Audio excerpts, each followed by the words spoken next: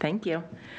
I'm calling the Policy Committee to order. It's Tuesday, August 17th, 2021. It is 6 o'clock in the Nashua High School North Boardroom. Present, we have Ms. Bishop, Mr. Guarino, and Ms. Johnson. And from our administration staff, we have Mr. Parker, Dr. McKinney, and Mr. Rodriguez. And on the agenda tonight, we have two policies to review. If you guys don't have a problem, Mr. Rodriguez has asked to go first. I'm sure he has much better plans for this evening. Do you guys mind if we flip-flop the agenda? I don't know. Okay. Is that okay with you, Paul, Ms. Johnson? Okay. So, Mr. Rodriguez, do you want to start off with the IJNBDR acceptable use policy regarding the internet? Yes. So part of it is the rebranding of the use of the word RUG, which is the responsible user guidelines. We're going to make it more of a streamlined, consistent with what industry is with an acceptable use policy for our internet for the Nashua School District. So this is for students and staff. So as you can see, there's a lot of redlining.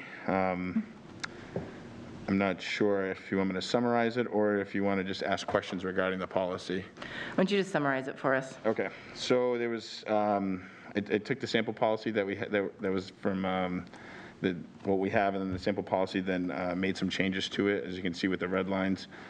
What internet is for our educational purposes. It's not for personal use or anything like that. It's for strictly to keep in line with educational efficiency, either by staff or students. So we do offer some internet as like a guest with internet only. So, and that's throttled, but that's more on our end. So let's see. I did move some things around so you can see that that personal safety is I believe it's moved more towards the bottom of the policy. This is quite a lengthy policy, so I don't know how much summary you would like me to give with this, because going section by section would be quite a bit. It is a very long policy.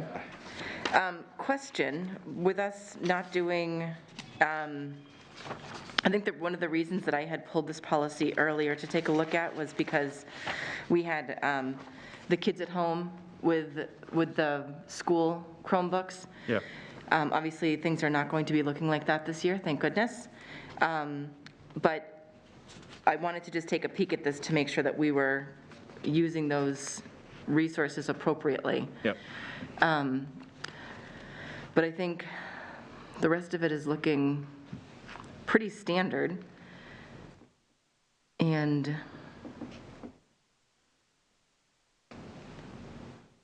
yeah, I think it just needed to be updated. I mean, if the kids are just going to be using them within school and not bringing them home. Yep. Obviously, there's less of a concern, well, not less of a concern for what they're doing in classes, but there's more oversight for what's going on their screens. Correct. Yep. Well, we do have a monitoring software too. So when we are required by law to do that, to stay in compliance with SIPA, to monitor and filter our internet. So that's part of this this policy right here. So, and I believe the last time this was updated was probably over 10 years ago, I want to say. So, It's normally on here. yeah, it's somewhere around there. Yeah, 2016. 2016, right. It was originally, yeah, so it was made in 2009 and then updated in 2016. So even in the IT world, 5 years is a really long time. Right. So. We're supposed to update these every 4 years anyway, so. Right. We're doing this appropriately. What did you see as kind of the best changes to come out of this rewrite? I would probably say system security. It really outlines what we do for our passwords and what we have, what we use the internet for. I'm a security guy. Like, that's my background. That's what I went to school for. So having that language in there for security is I think it's really important, because it also aligns with our data governance plan. And that's really centered around security and privacy for our students as well. So I think those additions in that language is important to this policy. And then I know that we had, I think this was just a side conversation at one of the other meetings, was about the students' passwords. Yep. And that's updated in here? That is actually being, yes, it should be in here about our So passwords. changing passwords according to the district policy? Yep, so we're instituting a password policy starting this fall. It's going to be much more robust than what we currently have. So that's going to start immediately for grades K through 5, and then on the first day of school for students in high school, it's going to be, they're being prompted to change from middle school to high school, they're going to be prompted to change their passwords to meet our password requirements as set by our group policy. Yep. Why is the school calling me right now? I don't know. It's the district one. I must be getting an automated message. Okay. Johnson has a question. Sorry, Ms. Johnson. Thank you. Maybe they want to know, do you know where your school board member is tonight, like I said the last meeting? On the unacceptable network used by district students and staff, I think there needs to be something added here that should be, and I'm trying to add this into everything now. No political information will be sent via email prior to any election by any party for any reason, because it seems that this happens all the time around election time, that, people want to send, oh, I just got the same one. Same message here. I don't know. Maybe there's an emergency You're looking here. for both of us. It happens every time there's an election. And if people want to do it within the district, do it on your emails, your personal emails, but not in the district emails. It's against the law. It cannot be done, and it's done. And material goes out, and I think there needs to be no political material. For any reason shall be sent via email on the Nashua School District website prior to any elections for either party. So I think what you're referencing is the one that I'm thinking of is specifically the one where like the union sends out, but it goes to the teacher emails. Can't do it. But if they're sending it out before school, It's still a school district, it's still the district email box, and it should not be, because it's going into a government box, and you can't solicit any party or any election. That's electioneering. They're not supposed to do that. It's got to stop, because one party has more advantage than the other one. So if they want to do it, the union wants to do it, or any employee, let them do it on their private emails. There's no reason why it should be done in school. I think that's something we should look into, because I don't know the answer. I think that there are laws surrounding that Yes, there to are. start So off with. I think that may be a staff handbook thing. I'm not sure if that's for an acceptable use of internet, though, right? Because they could still go on a party website, just to instruct kids. I'm not sure. They're calling me now, too. Look at that. Ooh, We're all in trouble. We're going all to in get trouble. detention tonight. That would be an extremely difficult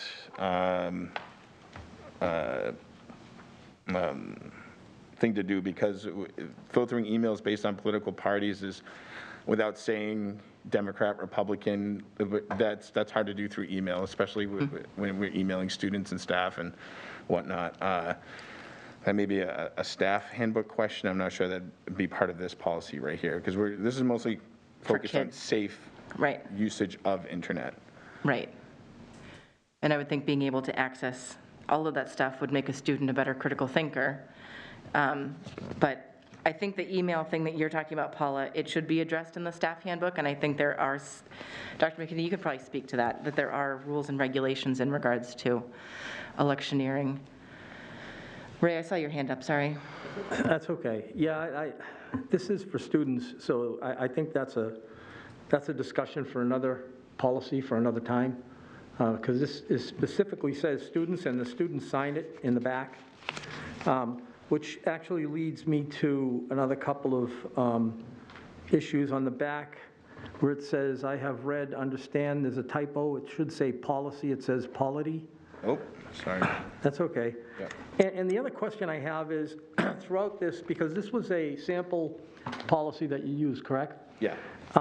Wherever you have you, I was wondering if you could, should we have like users are expected to follow, et cetera, because because it's kind of like a contract, or when it says you. Well, I think it's because they're signing it as themselves, whereas users is a broad term that even, I mean, I guess it's more jargon for the IT people. Right. We say users as in like, all of you are users to me as plural, whereas you are taking responsibility by signing this, or your parents signing, depending on what your age. Right. I just want to make sure that whoever's reading this and signing it knows when it says you, that it refers to them, and that's, I don't know the exact legalese for it, but usually if it's a contract or something like that, it's spelled out in the beginning what in the document is referring to whom or who. But if you is okay, I mean, I'm just questioning if that's the correct Okay. term. It might be, but if that's okay the way it is. But as long as people who are reading this knows that it's referring to them, saying I the should person that is signing it. So I should expect no privacy is what you're suggesting, or say use it, like, are you on the last page of, let's see.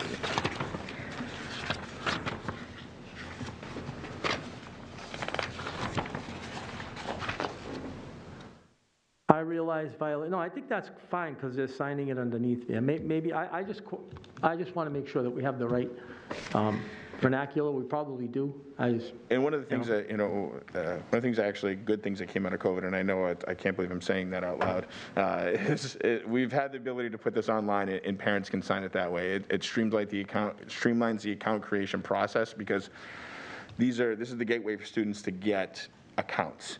So if parents sign this, they get accounts to use, so they understand that they are accepting the rules of the district for their accounts to be created and used, email and internet safely. Yeah, I think if I got this from my kid, I would be okay with how it was written. I think Ms. Johnson has another question. Thank you. The reason I mentioned that is because when you look at what's being said in the policy, unacceptable network used by district students and staff. So this isn't just the students, it's clearly in here, it says staff. And then on the back page, so we're talking about the staff to begin with, all throughout this document. And on the last page, you're having the students sign it and not the staff signing it. I think it's a good addition to probably have staff sign it as well. It's probably not a bad idea. Yeah, and that's why it was kind of like, No, it's probably not a bad idea, because I think it's a good recommendation. You can have a student or staff at least acknowledge that they should be right, you using can the have internet appropriately. the same thing, same page for the ones that you give out to staff and the ones you give Yeah. out to the students, have them sign. So everybody's on the same page on what is expected of them and what they can and cannot do. That's why when I'm asking for K, because it has to do with staff, K fits into this on what can and cannot be done on emails in the district. It's restricted for business, not political business. And I don't care which party you're with. It does not belong in the classrooms or emailing during school day and even after on the district email sites. It shouldn't be. This is about school. We're not talking about elections and political parties. It's talking about what kids can do and what staff can do and what they can and not do. And, I mean, when you take a look at what's been going on these last several meetings, some of the people that are out there protesting has nothing to do with the schools, and it's a shame. Because what we're showing kids is that we all can't get along, but we have to do certain things that's within the confines of the school district, and what is acceptable and what is not acceptable. And using political material on an email site in the school district is not acceptable. Thank you. Mr. Guarino? Yeah, I think this is about internet use, which email is part of it. But I think adding anything about politics would be redundant because it says clearly, you shall not use the NSD network for political lobbying. So if you're emailing or if you're using the network for political lobbying, it's spelled out right here. So I don't think we need to add anything to it. So I think it's fine the way it is. What is the, yeah, I think you're going to answer the question I'm about to ask. Go ahead. So first of all, this policy is included in the POPs. When a new employee is hired, they're given this policy. So it's understood that whatever you're doing on the district account is, you have to abide by the guidelines that are set forth. And when and if there's an investigation, we retrieve your emails and we look through them, and then you're subject to disciplinary action. So you could have a form that would require all the employees to sign it, or it's an expectation of employment pretty much that you comply with these sort of things. I think the committee needs to think about the administration and how we would administer the policy. So if you put things in here that we can't actually do, that's going to be a challenge. So it does say on the first part, on the first page, the network's not to be used for political lobbying. And it says how you can use your email to contact elected representatives and express your opinion, but doing anything beyond that, and if it came to our attention, we certainly could do something about it. Okay. I think that's fine. What do you think of that? I just want to say, I know that it's come to people's attention in the past and nothing's happened. And I don't mind how many times it has to be redundant. I think people have to get it to understand that this is an acceptable behavior. That's why you have your personal emails. Do whatever you want on your personal emails, just don't do it here in the district. So I get it, but I know it's come in the past. People have So when and complained if it about comes to any board member's attention or any parent's attention, let the building know, let the district office know, and we'll take care of it. Okay, thank you. Okay. So I don't have any other, do you have any other kind of like, I don't have any, just the policy one that you pointed out.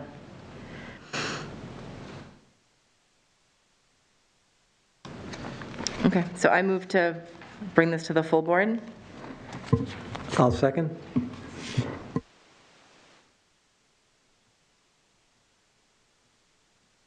Okay, I want to do a roll call, please. I was going to do that anyway. Okay. I feel like something's taken away from me at the meetings when we're all here and I don't have anything to do anymore. So I'll do it here. So Ms. Bishop votes yes, Mr. Guarino, Yes. and Ms. Johnson? Yes. Okay, motion passes, it'll go to the board.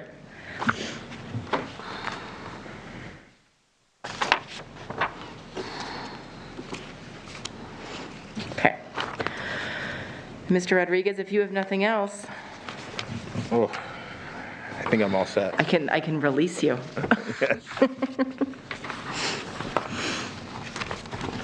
And thank you for coming and doing all of this hard work. And if ever you run across policies that are getting outdated, because technology does, sorry. So because technology does move faster than a lot of other things, if you're running into policies that need to be looked at before, I mean, we're obviously not on top of the 4-year thing with all of the policies, but if you run into something that you need us to review, just let me know.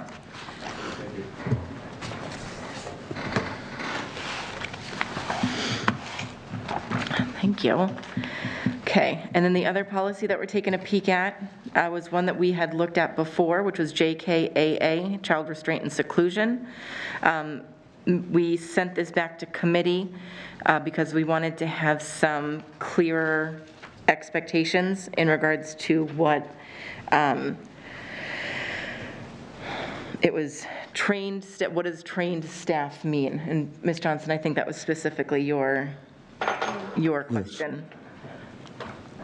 And after giving this to the school psychologist and the special education department, that really made them nervous, and they felt that line should be taken out.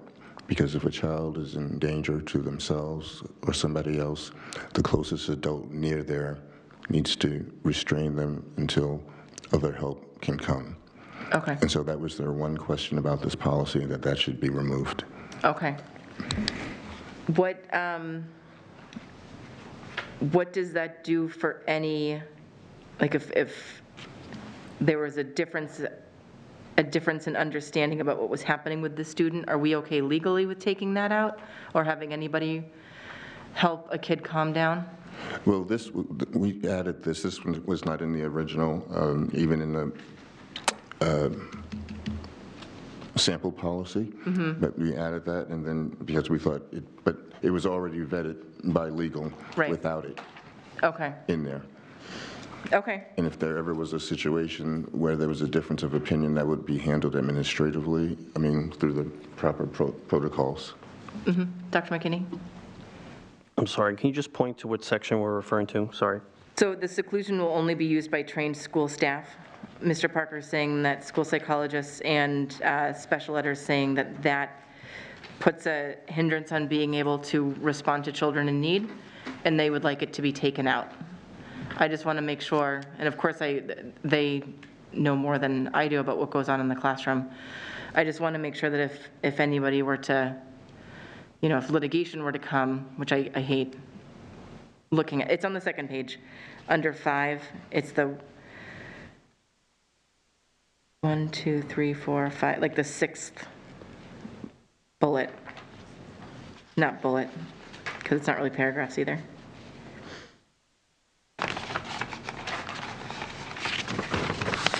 Right here. If I point it, can you see it?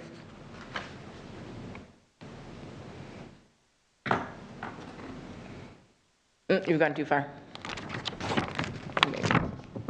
Oh, you're just reading it.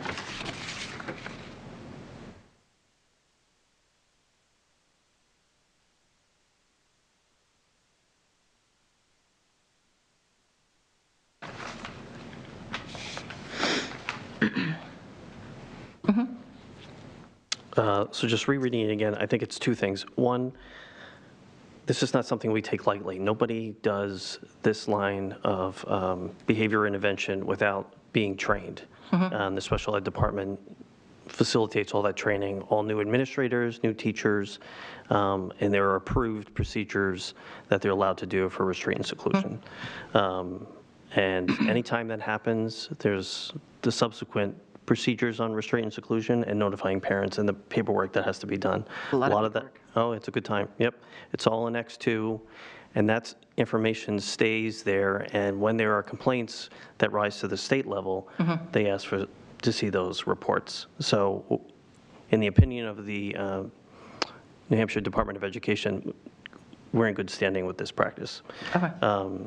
In regards to the concern from the department, I think the last section here, very last paragraph at the very last page, which is misnumbered, it should be 3 of 3. I think that's what they're looking for in the event if you have a student who's actively combative. They do have the ability to comply as long as they're following all the mandated notification and record-keeping requirements. Okay. And just, And, sorry. No, go One last ahead. thing. Pre-COVID, we did a lot of work so that each school has a safety team of the group of people that are trained and responsible for these sort of interventions, and they work closely together. So it's not like people just randomly grabbing kids around the building. This is something pretty systematic. So we've done a lot in terms of training up our staff so that kids can be safe and secure, and when they do act out, parents can be assured that, they're not going to come home and be hurt or injured. There certainly could be upset, but that's part of most likely the situation that arose. right. Yep, thank you. Mr. Guarino? So in those rare instances or those extreme instances where a student is out of control, seclusion, am I to understand, like seclusion means that they would put the student in a place by themselves? Would they be by themselves, or would, because I mean, that's what seclusion means. If they're a danger to themselves or others, I find it like kind of disconcerting that if a student was a danger to himself, that they would be secluded somewhere by themselves. Is that what happens? I mean, I'm not talking about, this doesn't happen all the time, I understand that. We're talking about like extreme measures. But is that what can happen? So it's for a period of time. We have layers or levels where we have interventions. We have calm down rooms, we have chill zones, and we do have places where kids can go and calm down. There are procedures in place for if you shut the door, if you're being in the room by yourself, or you're being in the room with an adult. All that is outlined in the procedures and taught to that kind of safety team. You know, is it foreseeable that a kid would be in there all day long, like in a closet? No. It's designed to be an intervention, calm down, and the kids are given rewards to come back out and get back on task behavior. So it's a tool in the toolbox, and just like anything else, if you're using it all the time, it's not going to work. You know, you have to bear with me because I'm not a professional educator. I'm not, and this is out of my what I know about. So I just wanted to be clear about, you know, what happens. Thanks. If you want to see any of the classrooms or the rooms, happy to show you. Okay.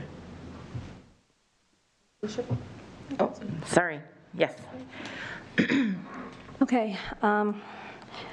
When I visited Broad Street School, they had the rooms with the pads in it, like the gym pads up against the walls. And when children acted out, that's where they were given time out, I guess, to calm down.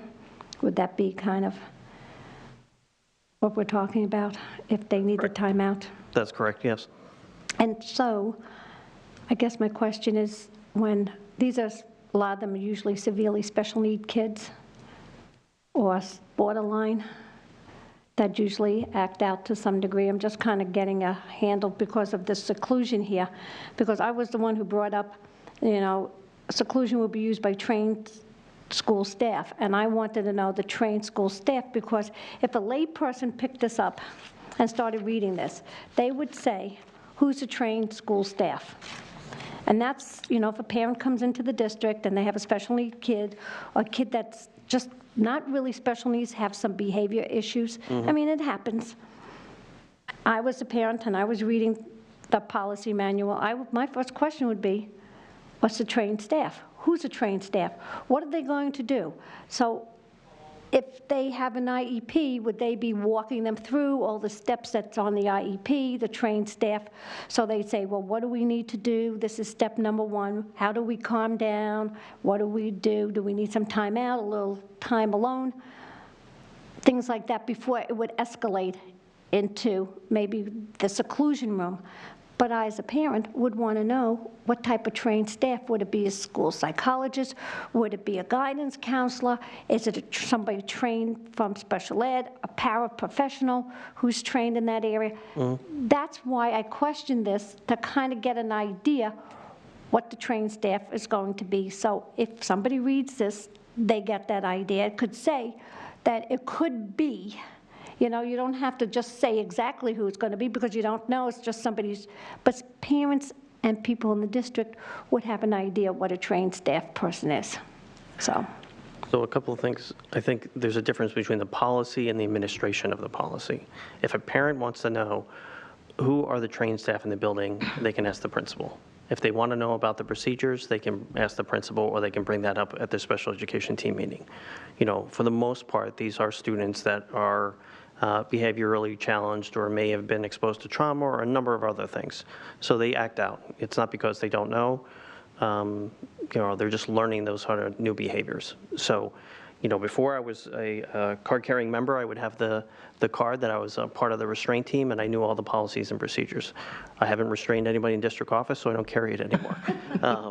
But the people at the building level would know all those things. So we do have a list and know who those are. And if parents have concerns about that, they should ask. And when and if there is a restraint or seclusion or incidental contact, they get the report, and they should also be getting a copy of the procedures. So Again, I think this is something that we do well. There's a high level of training. It's not something that just somebody walks in and is hired and says, hey, why don't you give this a shot? No, making contact with students is something that is deliberate, purposeful. It doesn't happen just by chance because there's a risk to the student and there's a risk to the adult. So you have to do it, you have to know what you're doing. So I hope that answers some of the things you're raising there, because it's not something, we take lightly. It's something, for example, I've worked with students who are non-identified special ed students who do need to come out of the classroom and calm down. They've done that in my office. I've had students who become aggressive in my office. I have kids, who've gone, around the building and outside. But if they were to go into traffic or anything else, we would ask that that teacher would do something to, keep a kid safe. But for 9 times out of 10, we like to have them in the building in a safe and secure spot where they can't hurt themselves and others, and in those rooms that you talked about.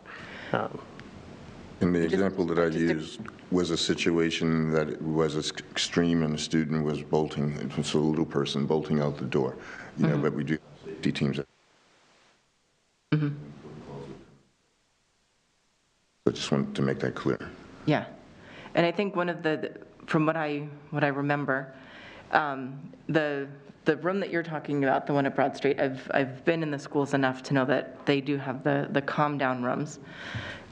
They're identified as a tool specifically for a student in their IEPs, correct? It's not just like Joe in social studies is freaking out about a bad test grade and we decide we're going to put him in this room.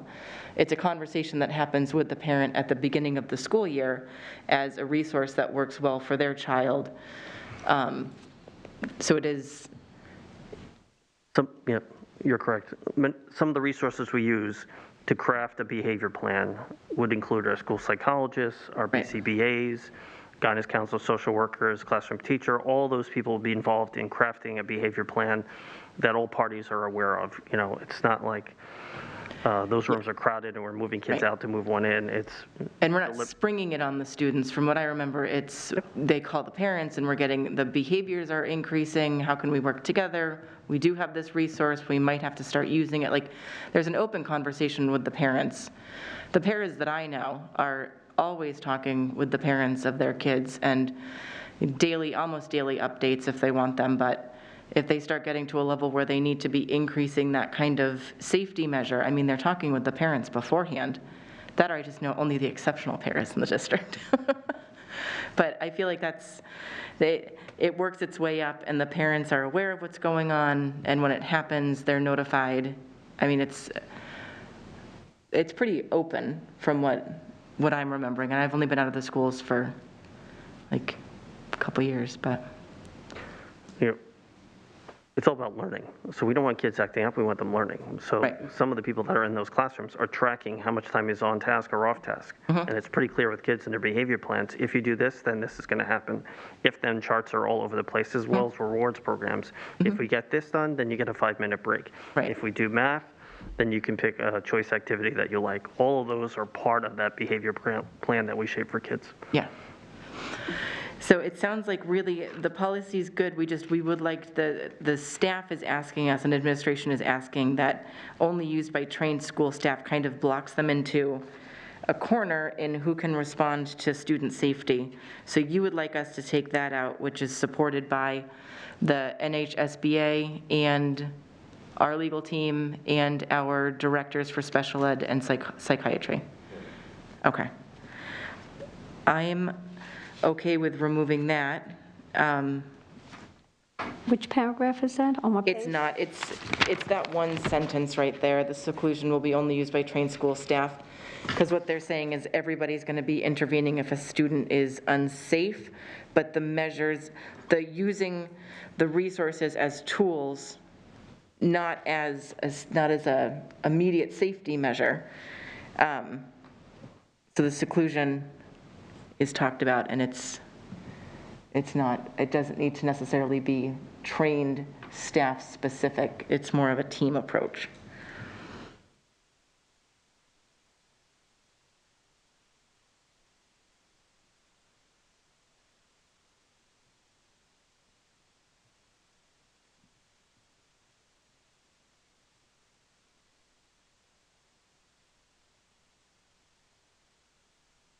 I'm just watching you.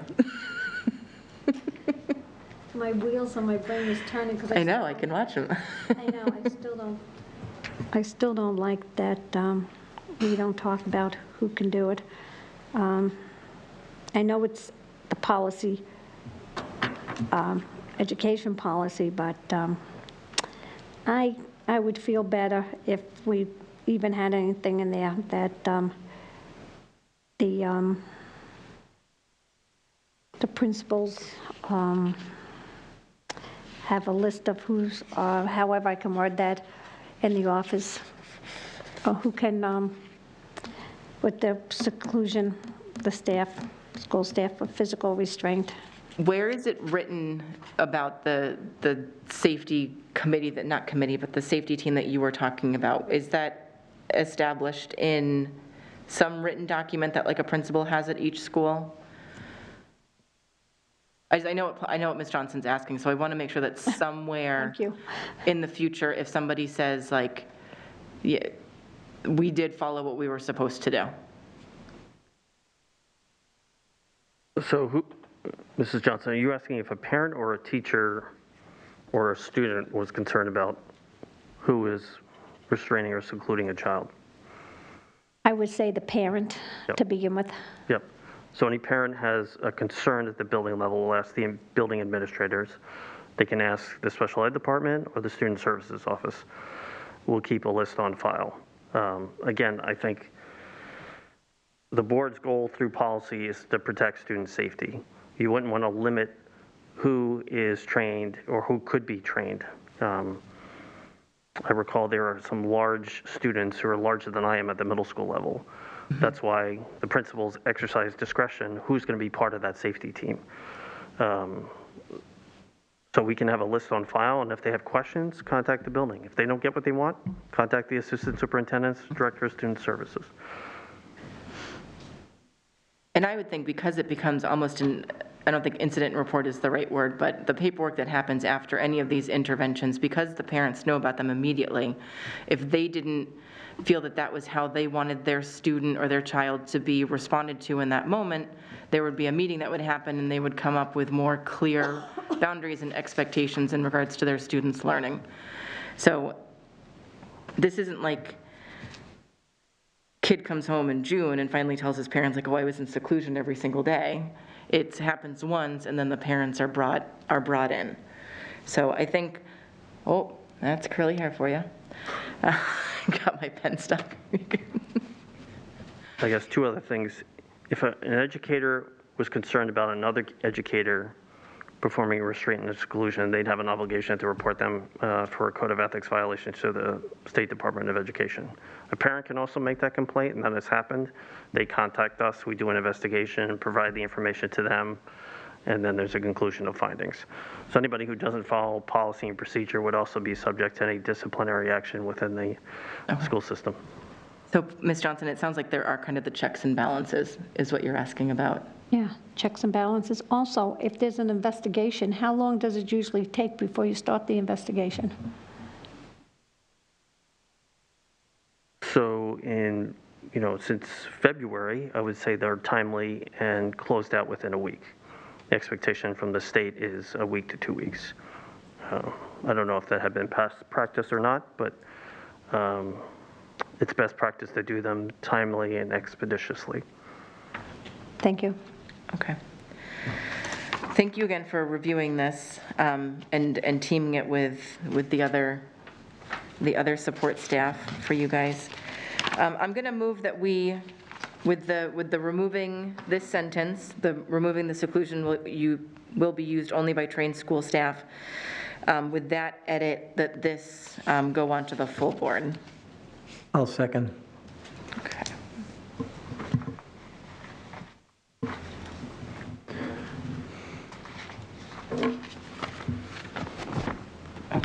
Okay, the motion to bring child restraint and seclusion, JKAA, to the full board, Ms. Bishop votes yes. Mr. Guarino? Yes. Ms. Johnson? No. Okay.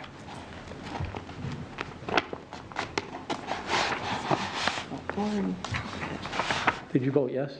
Yes, Okay. I did. Ms. Johnson didn't, but it's, Ms. Johnson didn't vote yes, but it still goes on to the full board. Are you going, just a quick, just trying to save time for the full board meeting when this is presented? Because I don't want to do this whole conversation over again at the full board meeting.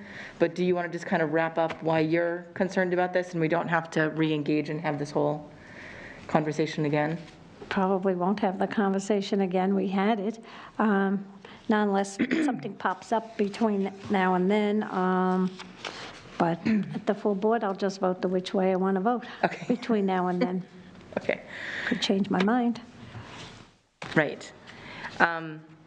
Okay, those were the two policies that we had identified. Do you guys have anything else? Okay. I've got to, I want to know if we can put something on the agenda maybe next time.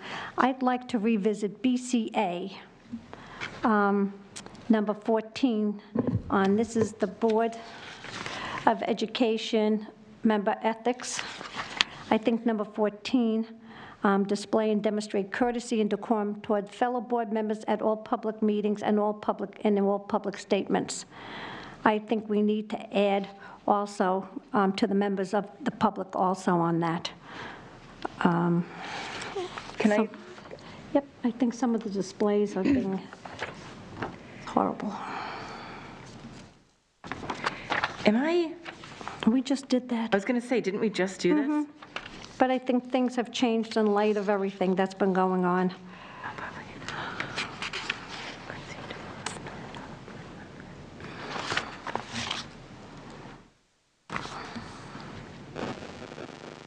See, okay, we can, do you want to email me what you want? Sure, that's number one. I think we, BCB has board member conflict of interest. That hasn't been reworked since 2016. I have some issues with that. I pulled up JICK. Back when I was on the board, this whole bullying policy was first brought up. I think, I don't know if we really need to look at this, but, you know, I've been hearing most of the bullying, I think, is coming from Elm Street Junior High that I've heard about. So I'd like to It's probably my kid. I'm just kidding. kind of get an update on what's been going on with bullying. I believe it's more like the middle school kids, which that's the age group.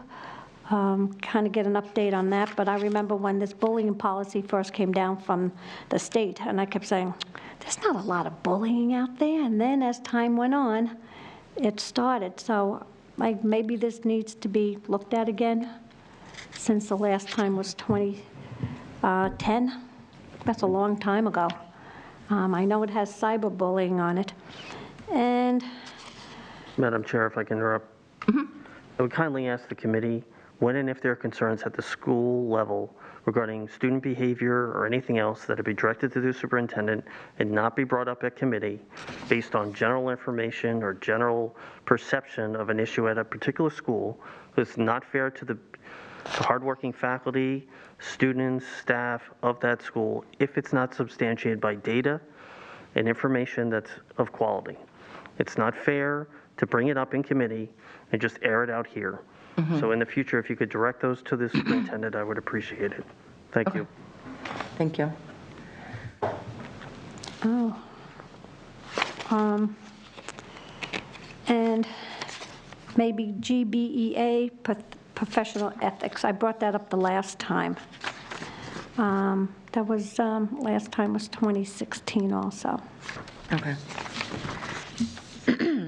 And I'll email you what I'm looking for changes, and if you feel you want it to come to committee, you'll let me know. Yeah, we have a lot of, I have a list of policies. Mr. Parker and I were just talking about them the other day. We do have to review these every 4 years, and we have a lot of policies that need to be updated or rescinded because they might be found elsewhere. So if I was kind of hoping to focus on those the next couple of meetings just to, what was it that my journalism teacher used to say, the redundant department of redundancy, so that we don't have to be redoing this all the time. So that's what I was going to try to focus on. But I can take a look at these and see if we can kind of do them in the meantime. But that was kind of the direction I wanted to go in while we went back into school, while everyone's settling back in, is just kind of clean up some of the clutter. Yeah, some of these are more than 4 years old. Oh, 5 yeah. years old. Oh, we have ones from like 89 and 92, and Yeah. so, it's, Madam Chair, yes. I would just like to remind the chair that I had a request for a item to go on our agenda. Yes. This is an old request, it's a couple of months old, so I hope you'd put it ahead on the queue of other requests about I think it's in the student handbook. Some students had written that they would like to make it voluntary for standing to the Pledge of Allegiance, and they want that to be discussed and voiced, to have their voice heard.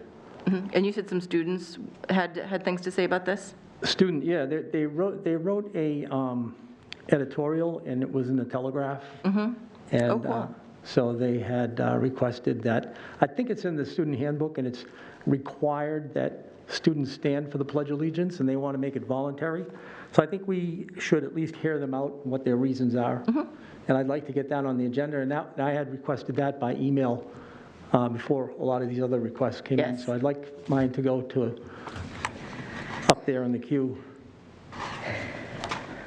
Yes, Thank you. I hear everyone. Thank you, Madam Chair. Okay, so I am looking for a motion to adjourn. So moved. Second. Seconded by Mr. Guarino. Okay, on the motion to adjourn, Ms. Bishop votes yes. Ms. Johnson? Yes. Mr. Guarino? Yes. Okay, the meeting is adjourned at 6:50.